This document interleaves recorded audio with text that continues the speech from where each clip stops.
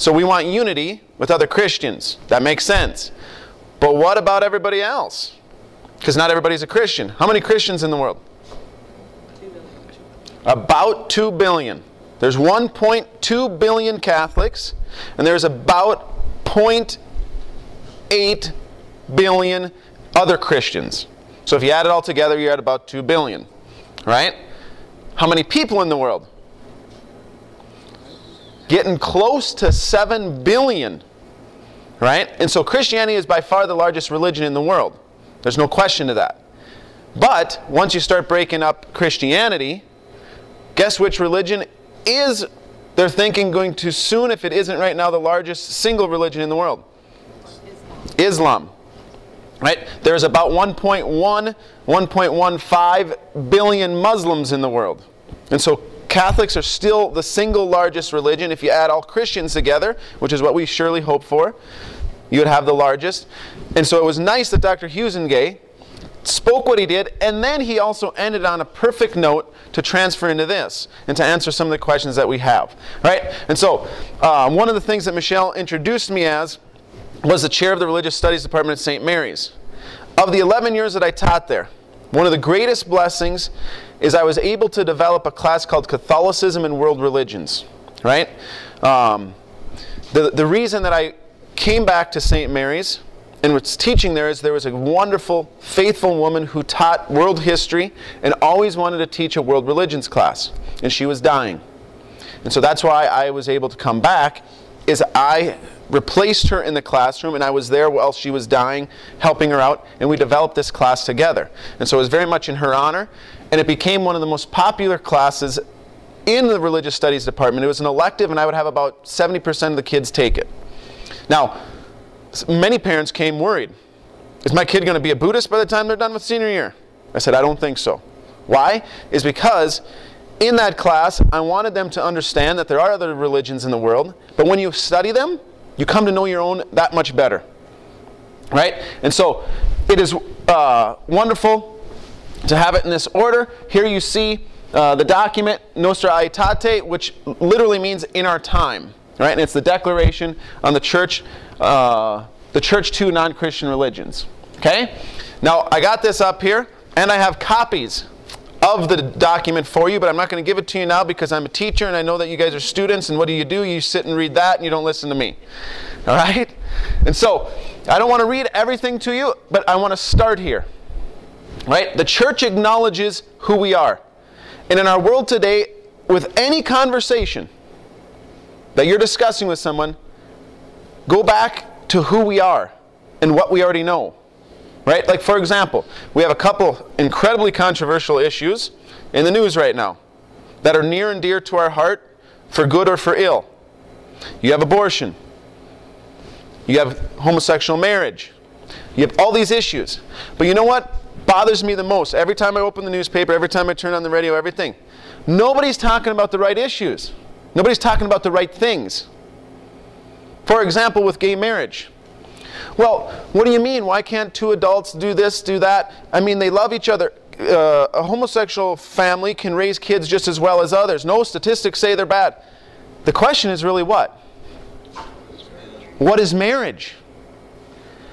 Is the reality of a man and a man being married right or wrong? Is that what God intended it to be? But we don't want to go back to that initial question. Here's what the church does. To start the document, it doesn't just bolster out with a statement. It says this: men expect from the various religions answers to the unsolved riddles of the human condition, which today, even as in former times, it's the same today as it was then, deeply stir the hearts of men. What is man? What is the meaning, the aim of our life? What is moral good? What is sin? When suffering, and what purpose does it serve? Which is the road to true happiness? What are death, judgment, retribution after death? What finally is this ultimate inexpressible mystery which encompasses our existence? Whence do we come and where are we going? Those are a lot of serious questions. And all that the church is doing is saying, guess what? That's what religion does. Is it tries to answer those questions. Right? And so, one of the things that we have to realize is, what is religion? Right? I'm not talking about faith right now. I'm talking religion. So I want to use that in a very broad stroke. So Native American religion, Hinduism, Buddhism, Christianity. What is religion? What is its purpose? We can go right back to the origins and find out. Since Father Schneider isn't here and he can't break the Greek down for me, we'll use the Latin, okay? Right? Religare, to connect or to bind.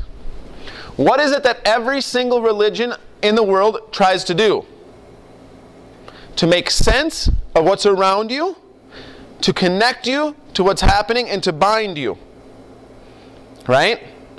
So what is it that religion's doing? It's trying to make sense of our world and our life. So, Father Nelson, why do we suffer? Give me a simple answer. Cross. Our crosses, but why is suffering in the world?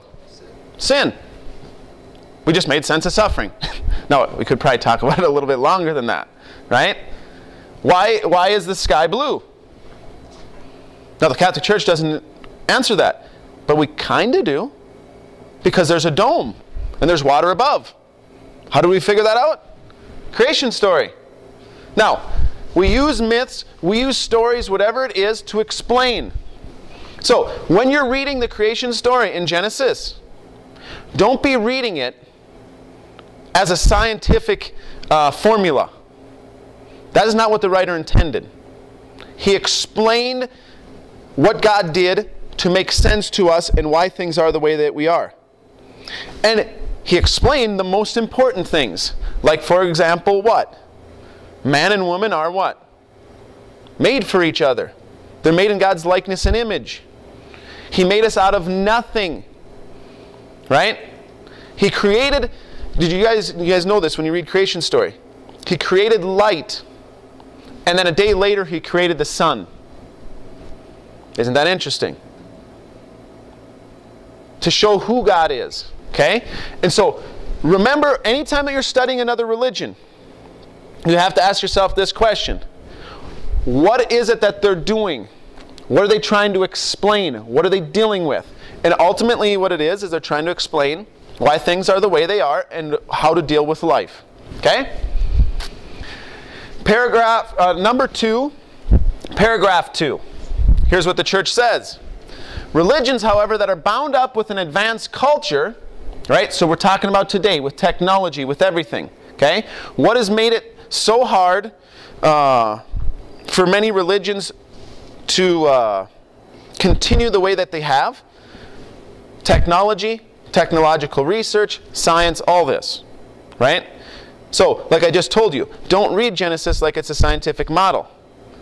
But that's what fundamentalist Christians would do. And when all of a sudden we started doing research and figuring out these things, can they coexist?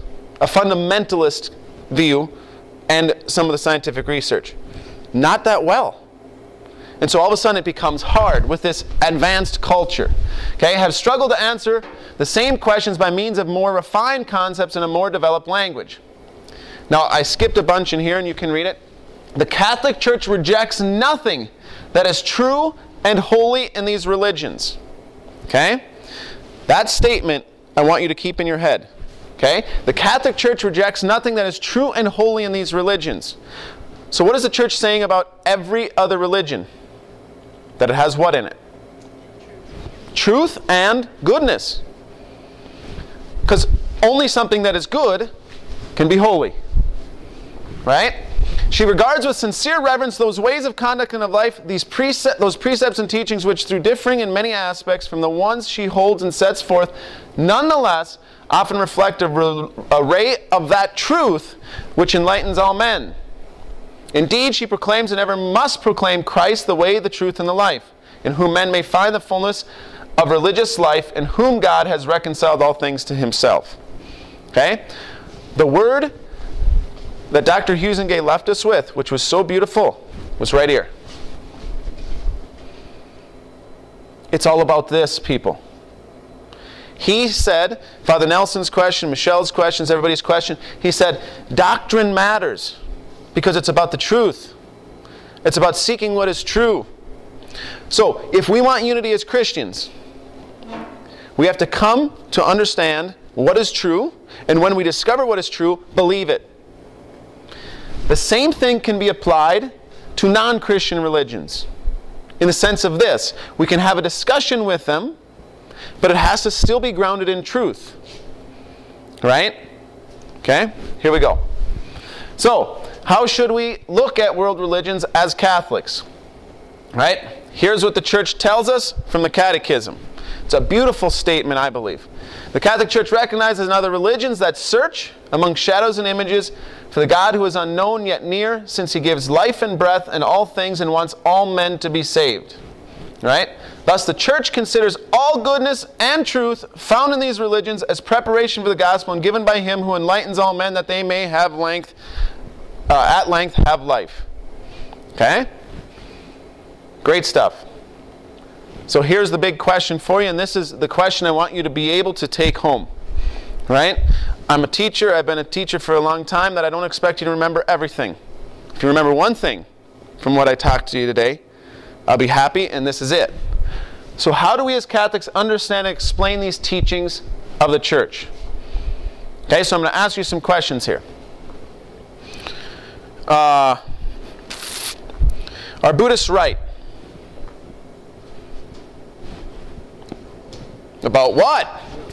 Beautiful. See, Father's smart and well trained. Okay? Is Islam wrong? About what? You know what you guys are doing? You would make St. Thomas Aquinas so proud right now that he'd come around and pat you all on your back. You guys are smart. You're not making broad judgments. Nothing. You're making what St. Thomas Aquinas called clear distinctions. Father's not going to answer my question because he doesn't know what I'm asking him. And so when somebody comes up to you and says, so, you guys believe that the Catholic Church is right? You're going to say, yeah, that's why I follow it. Well, I'm a Lutheran, am I wrong? Are you going to say yeah? Are you going to say no? No, you're going to say, well, of what aspect of Lutheranism are you talking about, or what are you getting at here? Okay? Because we already know, the Church just told us, right? Thus the Church considers all goodness and truth found in these religions. Every single religion, even Scientology, which is crazy, has some truth in it. They believe that we're humans. That's about all I can find in there. Okay? All religions have some goodness and truth. And so you cannot say that they're all wrong. Okay? And so it all starts with truth. Right? We believe the Roman Catholic faith is the one true faith. What does it mean for all the religions? It doesn't mean they're all wrong. It just means, okay, here you go. It just means that we have to start using the right language and following St. Thomas Aquinas. Okay? We need to follow St. Thomas Aquinas' advice. Rarely affirm, seldom deny, always distinguish. And that's what you guys just did. Right? You guys wouldn't affirm me. Father wouldn't deny me in the questions that I asked because he wanted to make the clear distinctions. But we still haven't gotten to the point that I want. So how do we explain it? Do we believe that the Roman Catholic Church is the one true faith? Yes. In how much is it the one true faith? All of it. Okay? So it's the question of the fullness of truth. Right? And so I'm going to draw this not to insult your intelligence, but to help you to make sure that you understand. Right? And so if we wanted to see this drawn, it would look like this. Here is the truthometer. Right? At what percentage is the Catholic faith? 100%. We believe that we possess the fullness of truth. The Church possesses the fullness of truth necessary for our salvation. Does the Church believe that it possesses all truth? No. The Church doesn't believe that it has all truth and it knows the rock formation of the Bakken. That's not its concern. You know that. About the salvation of man, 100%. Well, kind of playing around here, where would we put Lutherans?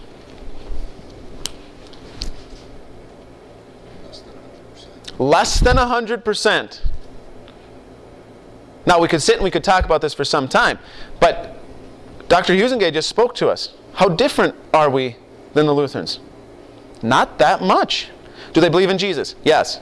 Do they believe in the Trinity? Yes. Are they Christians? Yes. Do they believe in baptism? Yes. Do they believe in communion to a certain understanding? Do they believe in confirmation? Yes. Do they believe in the cross, the history, the Bible, the New Testament? Yes. So, I'm guessing, this is not some church teaching here, I'm guessing if we had to do this, you're talking that a Lutheran's at 98 or more % of truth. And then from there, we go down. Who would be the closest to the Catholics? The Orthodox. Right? And then you would literally have to follow St. Thomas Aquinas and break this all down. Okay, so if we're talking about Buddhism, Buddhism teaches some truth. Where would it fit on this spectrum? Quite a ways down, I think. Again, this is assuming what we believe, which is the Roman Catholic faith is the one true faith, the fullness of truth.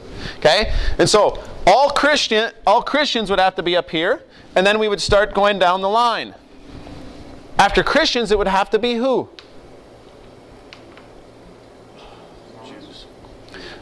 Jews. The Mormons, you're right. If you don't know this, the Church of Latter-day Saints, which would be the official name for Mormons, if you want to, and I advise you of this, if you want to be as respectful as you can to a Latter-day Saint, don't call him a Mormon. Right? Don't call him a Mormon, because it'd be like calling us papists or something of that nature. It's easy because it's one word rather than like 5. Latter-day Saints of the Church of Jesus Christ. Okay? All right? But anyway, they are not Christians because they do not understand the Trinity. Right? So that's why Dr. Huizenga did not bring up the Latter-day Saints in his discussion, because we do not believe that they are Christians, because they do not believe that Jesus Christ is one and the same as with God the Father and the Holy Spirit. Okay? Jewish, and then we go down the line. Right? The next would have to be who? Logically. Islam. Right? Some people would even argue that you could put Islam ahead of Judaism because Islam took many parts of Christianity. For example, who is in their Quran more than she even is in the New Testament? Mary. There's a whole chapter just to Mary. The problem, though, is their whole chapter on Mary is not very accurate. How do you say Mary in Hebrew? Miriam, right? Miriam. Who had a sister by the name of Miriam? Moses. Muhammad thought that Moses' sister Miriam was the Virgin Mary. There's a whole 1,000-year gap in there, though, that causes problems. But he had just enough knowledge to be dangerous, and he assumed that the Virgin Mary must be Moses' sister Miriam. Okay? And so that chapter on Mary, it would be hard to believe that it's fully accurate. Okay? Especially, at least historically. Okay? So, this is the frame of mind that we have to be talking about. So, now when you come up to your Lutheran friend, you come up to your Jewish friend, you come up to your Muslim friend, and you start talking about whatever it is, and somebody wants to accuse you of being so judgmental and righteous, and saying, you Catholics, you think that you know everything and you possess all this truth and you're the only religion that's true, you say, yeah, we do believe that. And here's the funny thing. I hope that's what Jewish people believe too. Otherwise, why would they follow it? Guys, Buddhists believe that their religion possesses the fullness of truth. Right? That's why they're Buddhists. But here's the difficulty. Can the Buddhists possess the fullness of truth and the Catholics? No, they both cannot be possessing the fullness of truth. Either one of them possesses the fullness of truth and the other doesn't, or neither of them do and it's something else. Right? Logic has to kick in there. And so when you're visiting with them, you say, no.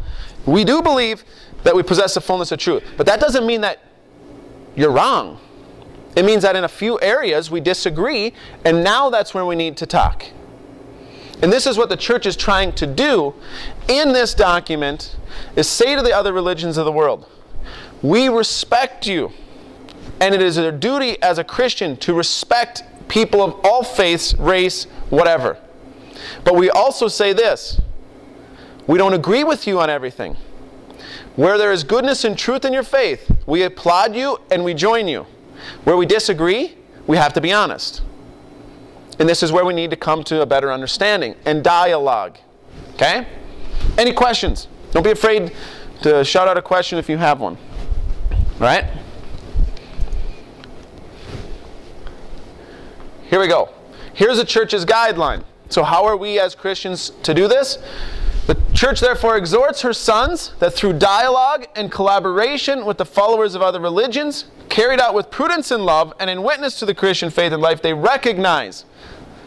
The church is asking us to recognize in these other religions the goodness. They recognize, preserve, and promote the good things, spiritual and moral, as well as the socio-cultural values found among these men. The church, you guys, is masterful at this. How many of you guys have ever been to a mass on a reservation? Okay? If you go down to Standing Rock and you go down with Father Basil and you have mass, it's a different setting. Is it a Catholic mass? Yes. Is there anything heretical? Absolutely not. Trust me, Father Basil won't allow that. Okay? All right? But it's also beautiful to the Native American culture, and it incorporates what is beautiful and good, spiritual and moral of their culture into what is truly Catholic. The Christian faith, the Catholic faith, has always done this throughout history. We come in and we baptize something. We take what is good and true in a culture, we baptize it, and kind of make it a part of our own. Go to Mass in Africa. I never have, but I've heard about it. It's a 2-hour party. They're singing and they're dancing. And the opening prayer is a half an hour in. And these people just love it because that's their culture. Is that good? Yes. Because it's what the people are and what they need. Right? Go to a German-Russian Mass. Nobody talks. Right? Everybody's glum looking. Okay? All right? I got to at least make fun of my ancestors. Okay? And so, anything that is good and true. Here's one that I experienced that was very powerful. Again, back to the Native Americans, because this is something right around us that we have to understand. Father Eli, Josh Eli, who's out in Williston now, he was being ordained a priest. He had spent 2 summers on the reservation. Father Eli also has some Native American heritage. His mom, I believe, is 1/4. It's Chippewa. Chippewa, okay? Anyway, he has this, and he had done a sweat lodge. Right? You guys understand what a sweat lodge is? And so, it's 2 days before his ordination. He knows that I taught world religions, we're close friends, and I also had always talked about, I want to do a sweat lodge. I had taught about it and kind of want to do it. So he calls me up and he said, I want to go do a sweat before my ordination as a very prayerful thing, and I would like to take a couple close friends. I want you to come with. So, Father Josh Waltz, myself, Father Eli, and Robert Shea, who will be ordained a priest this summer. We go down there. And we have one of the native elders who's going to lead it for us, and then another Native American man who's studying to be a deacon, right, in the Catholic faith. Long story short, it's a sweat lodge. It was incredible. I mean, I was a wrestler in the sense of, having worked hard, grew up on a dairy farm, shoveled oats bins at 95-degree days, all this stuff. This is a whole other monster. It was, if you can't pray in there, you never will. And if you don't pray in there, I think you will die. I asked the guy. So they do 4 different doors. After the second door, they open up the flap. After the second door, we're sitting there. And I mean, when you talk about sweat, it's incredible. And one of us finally asked, he said, sir, how hot do you think it is in here? And he said, well, we got about 18 rocks. I had them in the fire for a good 9 hours. I would say about 250, 260. I looked over at Father Walt. I looked him right in the eye and said, I cook stuff at that temperature. And then we started asking him, how hot has it ever been in here? He goes, well, we had a thermometer one time, and with people that had done this, for months and months and months straight, we had it to about 400 degrees. And your mind kind of can't understand that, but they've done it. That was a powerful experience, and I'm not talking just like this warm fuzzy feeling. I know that we were praying for Father Josh Eli to be a good priest, and the unity in there. The church took what was good and true, allows it, and supports it, because this is what it is. Okay? Any questions thus far? Okay? Here, I'm going to give you... Michelle, would you hand these out for me? Here is a document. It's only 3 pages. They gave me the shortest one, so I can't mess as much up as anybody else. Okay?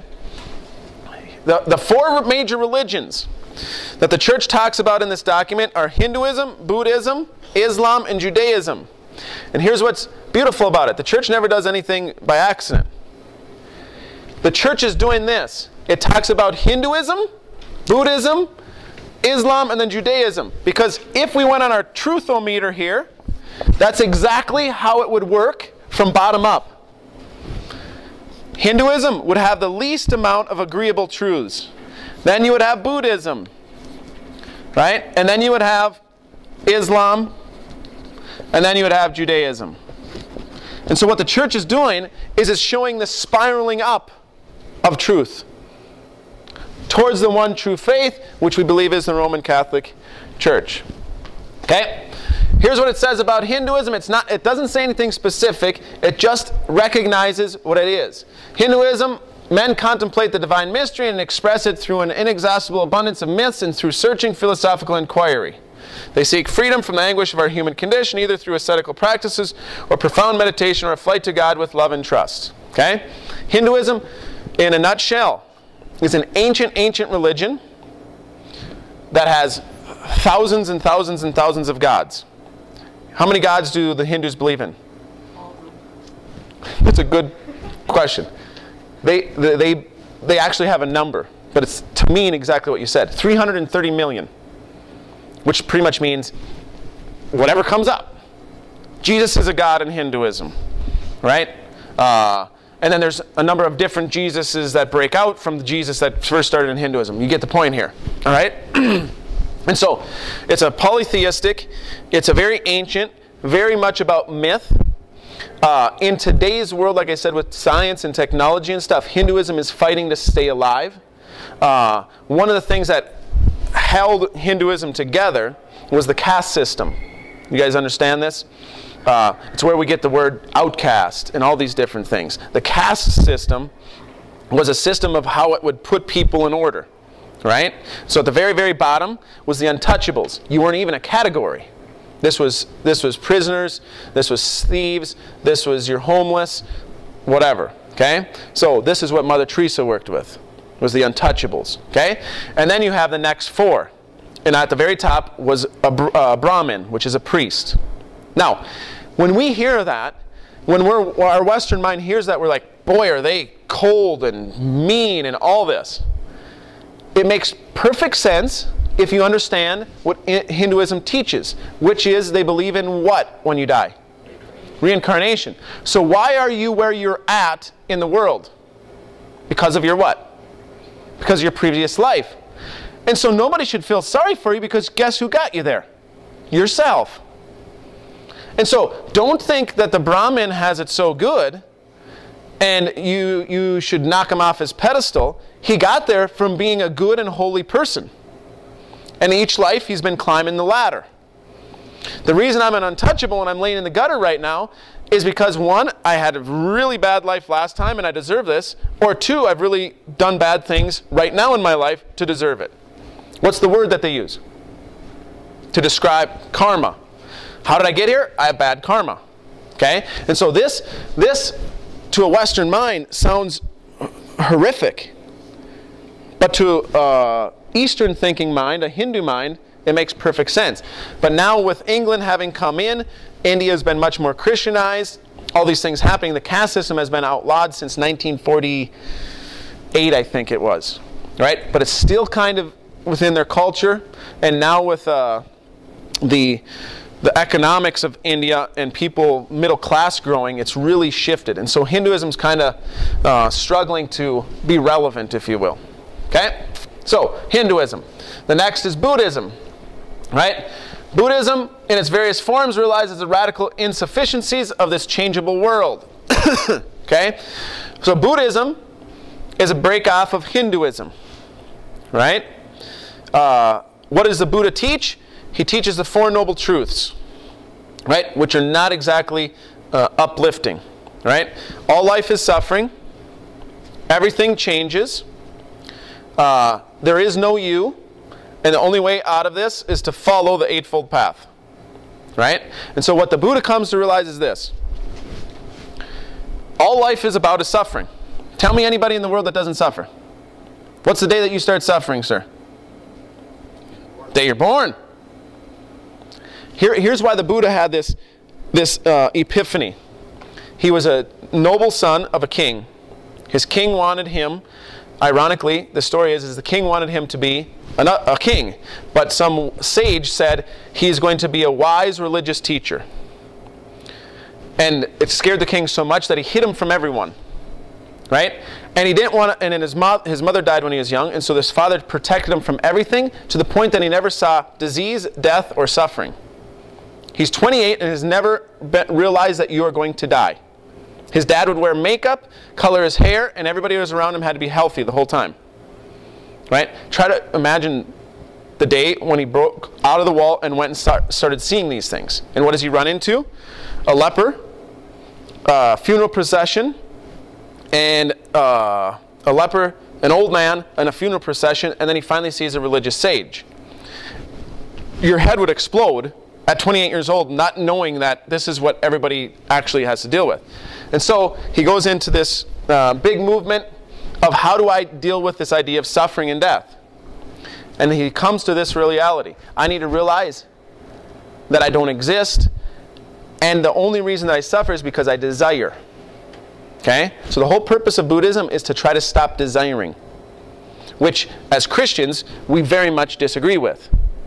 As my brother Monsignor Tom has always said, it isn't desire that's the problem, it's that we don't desire the right thing.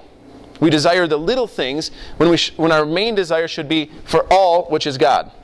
Right? The Buddhists stopped trying to desire. But within that practice of trying to get there, their teachings are very, very close to Christian. Right? You guys remember that book came out, Buddha and the Christ, or Christ and the Buddha, or something like this? This was very popular a decade ago. And they're trying to say that the Buddha and Jesus were really about the same teachers. Well, they couldn't have been farther from realities, but many of their teachings mesh, like the Golden Rule and, the Beatitudes and these type of things. But Jesus said, I'm God, and claimed to be one with the Father. The Buddha said, follow my teaching, don't follow me, I'm a human. Okay? Have they made him into a God to some degree? Yes. Right? Now, to Islam. Islam, what does the church mainly acknowledge in this document? The church regards with esteem also the Muslims. They adore the one true God. And so the church races right to what is the most important thing we have in common. One God. Okay? Living and subsisting in himself, merciful and all-powerful, the creator of heaven and earth. And so the church speaks in very much in a Muslim type of language, the one thing that we have in common beautifully. Right? And so the church is trying to build up as much as it can to say, hey, we're in common here. We're good, we're good, we're good, we're good. Then it goes on, who has spoken to men, they take pains to submit wholeheartedly even to his inscrutable decrees, just as Abraham. Now, this is brilliant on the church's part. Where do the Muslims believe they came from? Abraham. Which son? Ishmael. The Jews came from Isaac. The two brothers of Abraham. One legitimate, one from the maidservant.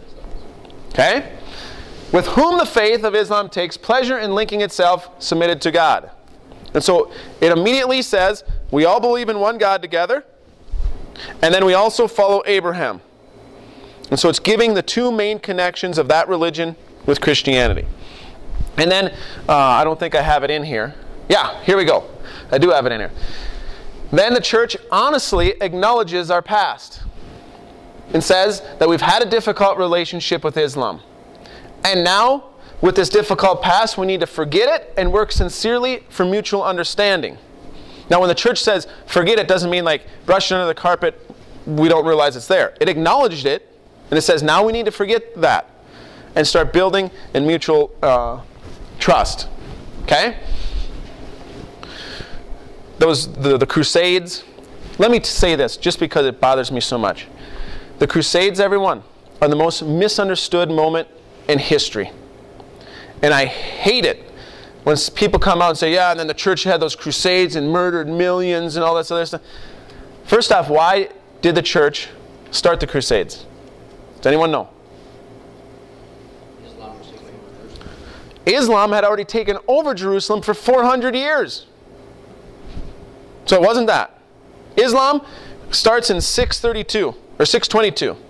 By 732, it controls all of the Holy Land, all of North Africa, and is coming into Spain. Right?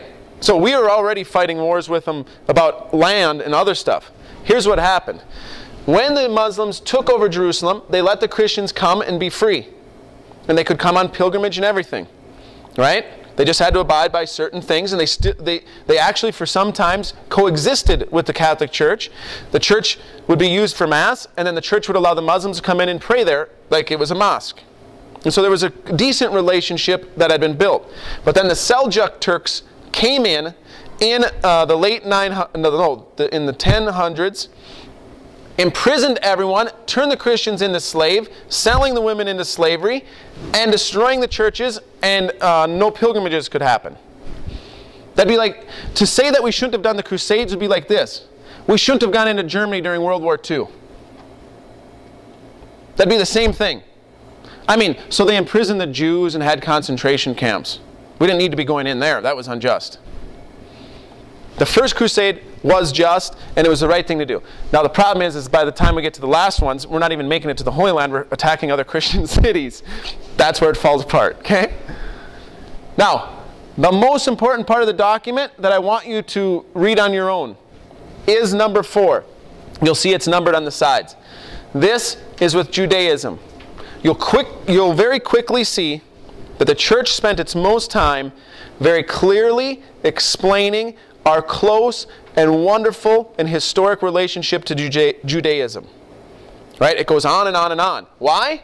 Because number 1, it's showing the spiraling up. With every paragraph, with every religion, it gets a little bit longer to show that there's more to talk about because we have more things in common. Okay?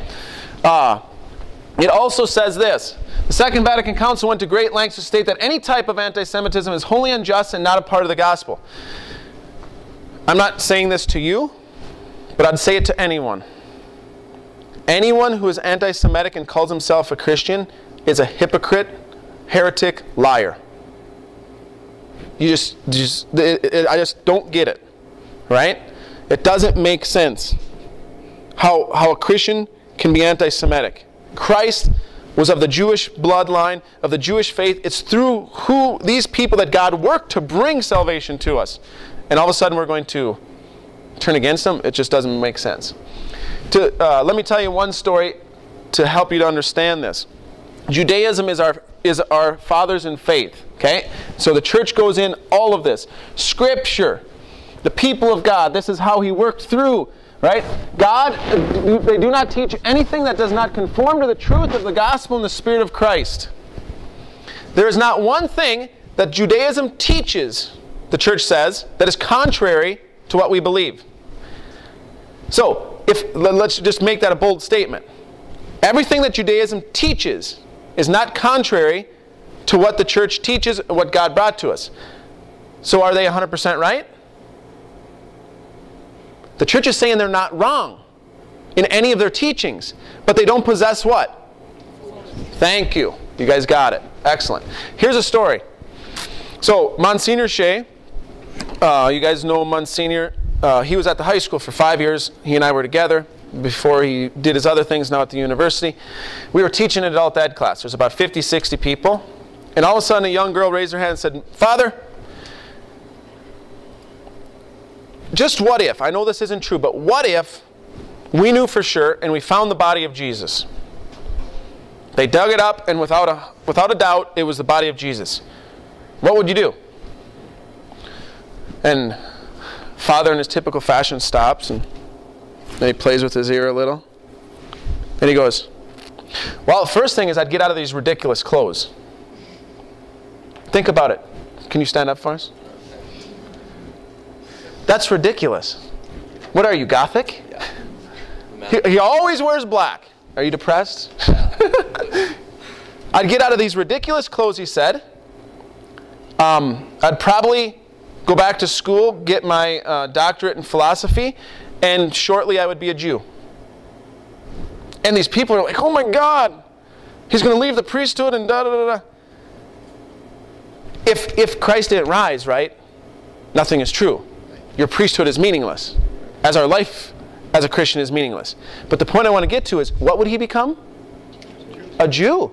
Because even if Jesus, right, didn't rise, we all know that's not the case, what the Jewish church teaches, we would still hold to be true. And so literally, you guys, the Jewish faith is the building block for the church to stand on.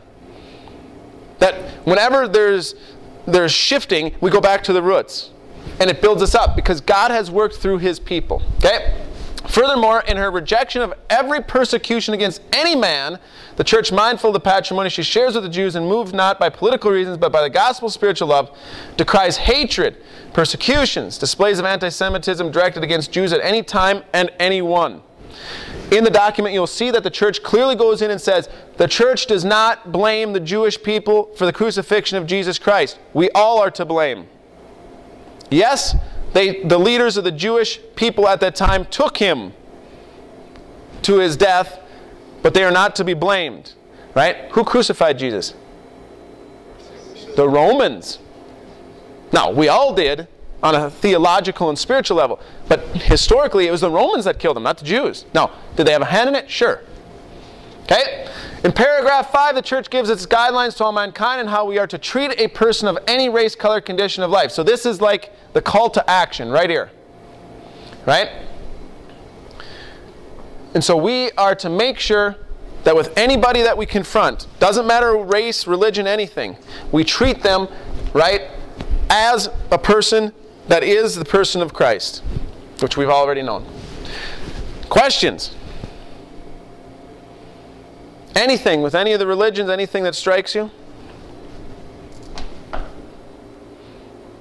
Yes, sir. What does the Jehovah Witness fall in? Ah, that's a good question.